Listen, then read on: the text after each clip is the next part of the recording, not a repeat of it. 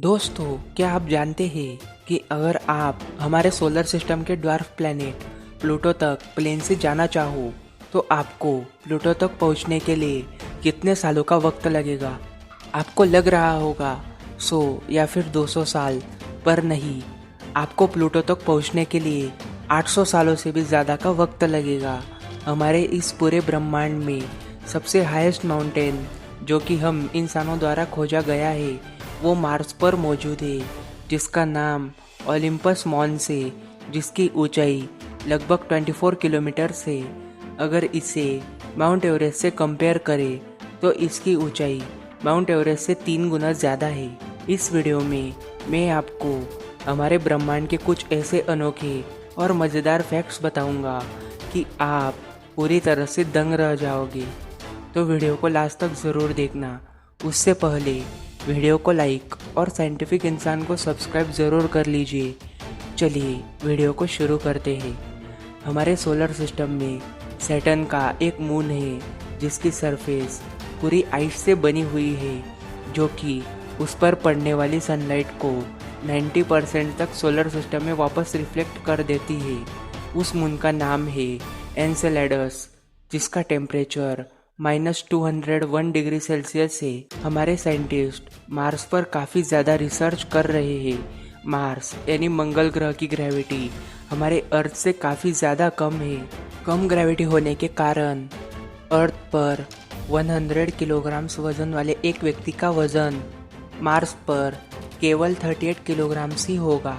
अब हमने मार्स की बात कर ही ली है तो आपको मार्स के बारे में एक और मज़ेदार फैक्ट बताता हूँ।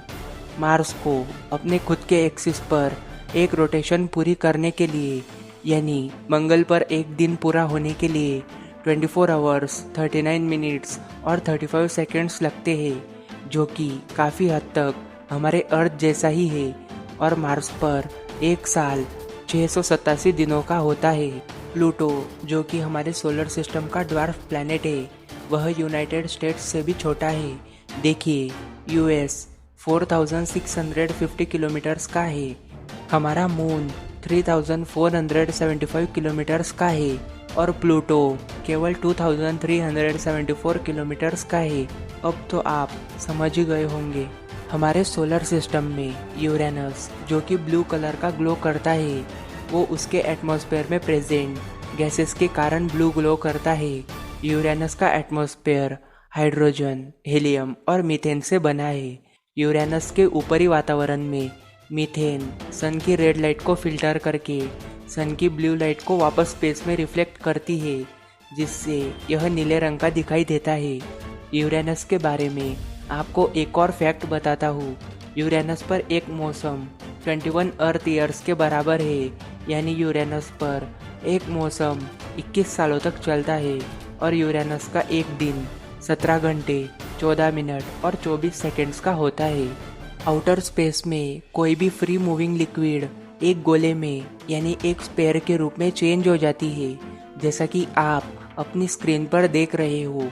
यह लिक्विड की सरफेस टेंशन के कारण होता है। हम पृथ्वी पर रहते हुए हमारी आंखों से इस पूरे यूनिवर्स का केवल 5% ही देख पाते हैं।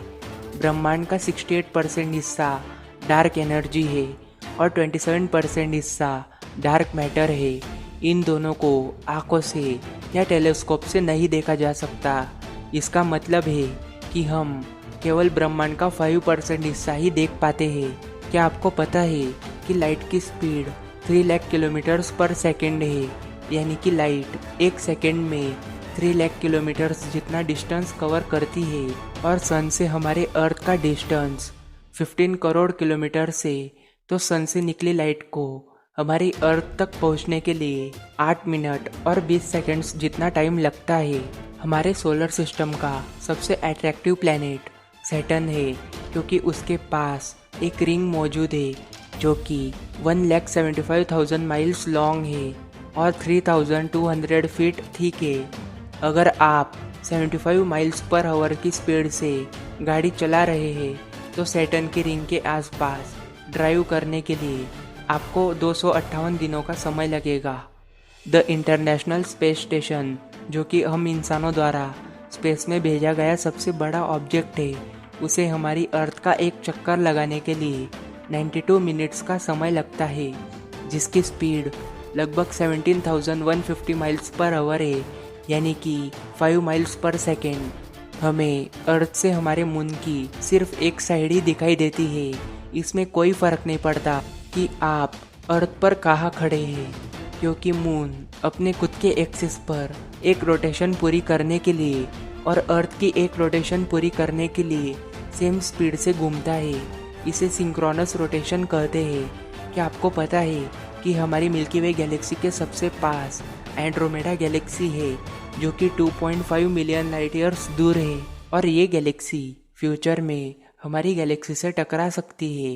दोस्तों, आप जानते ही होंगे कि वेनस हमारे सोलर सिस्टम का सबसे गर्म प्लैनेट है, पर क्या आपको पता है कि वेनस पर सल्फ्यूरिक एसिड की बारिश और मेटल की स्नोफॉल होती है?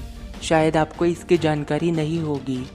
ऐसा इसलिए होता है क्योंकि वेनस सल्फ्यूरिक एसिड से भरा एक झुलसा हुआ ग्रह है, जो इस ग्रह के मेटल्स को गैसेस और फिर इसके एटमॉस्फेयर में लिक्विड फॉर्म में कन्वर्ट करने का काम करता है।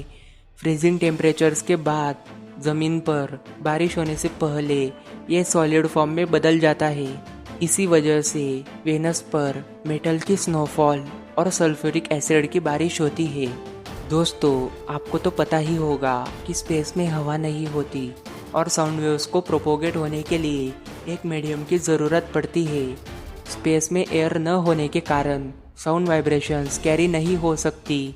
इसलिए यदि आप स्पेस में आपके बगल में किसी को चिल्लाते हैं तो वो आपको नहीं सुन सकते। मज़ेदार फैक्ट है ना इस स्पेस के बारे में। दोस्तों, अगर आपको यह वीडियो पसंद आया तो इसे लाइक करें, अपने दोस्तों के साथ शेयर करें, और ऐसे ही अनोखे और मज़ेदार वीडियोस के लिए साइंटिफिक इंसान को सब्सक्राइब ज़रूर करें। मैं मिलता हूँ आपको नई वीडियो के साथ। जय हिंद, जय भारत।